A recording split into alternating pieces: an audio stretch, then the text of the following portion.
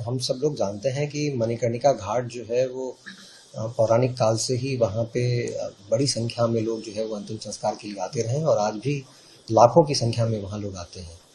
और वहाँ पे जो अंतिम संस्कार जो प्रतिदिन होता है उसके लिए जगह जो है हम लोगों को पर्याप्त नहीं हो रहा, उसको और वहाँ व्यवस्थाओं को बेहतर करने की आवश्यकता महसूस होती है। वहाँ साफ सफाई की व्यवस्था करने में कठिनाई आती है। वहाँ अगर हम देखेंगे तो अगल बगल के घरों में भी जो भस्म होता है वो भी पहुँच जाता है। उसके अतिरिक्त वहाँ जो लकड़ी रखने की जो व्यवस्था है उसमें सुधार करने की आवश्यकता प्रतीत होती है। वहाँ पे वहाँ बड़ी संख्या में लोग मुंडन संस्कार के लिए भी आते हैं। वो मुंडन संस्कार में भी वहाँ पे लोगों को थोड़ी कठिनाई होती है। तो इन सभी व्यवस्थाओं को सुदृढ़ तरीके से व्यवस्थित रूप से विकसित किया जा सके, इसी के लिए अभी वर्तमान में मणिकर्णिका घाट के पुनर्निर्माण के विकास कार्य चल रहा है और वो परियोजना पिछले 1 वर्ष से करीब जो है वहाँ निर्माणाधीन है।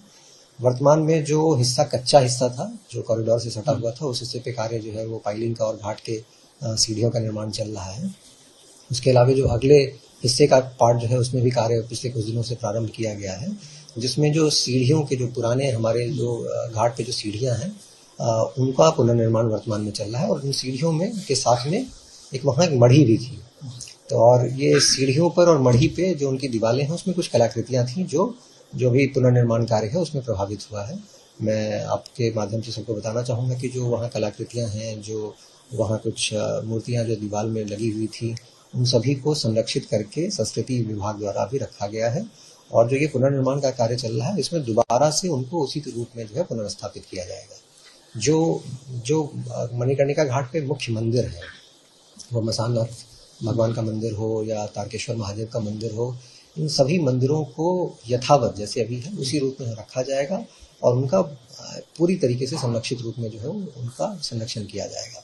और ये जो पूरी जो परियोजना है ये इसीलिए है ताकि वहाँ जो लाखों की संख्या में लोग प्रतिवर्ष आते हैं उन सभी लोगों के लिए जो है वो वहाँ पे व्यवस्थाएं जो है वो व्यवस्थित हो पाएगी। वहाँ बहुत लंबी लाइन लग जाती है। वहाँ पे जो लोग शवदाह के लिए आते हैं उनको बहुत लंबे समय तक इंतजार करना पड़ता है क्योंकि वहाँ जगह इतना पर्याप्त नहीं है।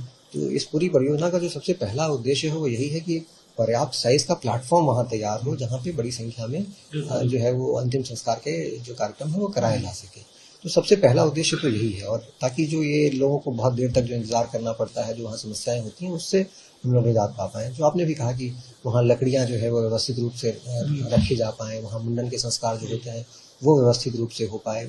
वहाँ जो चिमनी जो नया जो घाट बनेगा उसमें एक ऊंची चिमनियाँ रहेंगी ताकि जो एशेज हैं, जो वहाँ से राख जो निकलती है वो लोगों के घरों तक न जाए। वहाँ पे आप जितने भी मंदिर देखते होंगे सभी मंदिरों के शिखरों पे आपको जो है वो राख दिखता है। अगल बगल के जितने घर हैं सभी में राख जाता है। तो ऊंची चिमनियों की वहाँ आवश्यकता है, उस चीज़ का प्रावधान वहाँ पे किया गया है।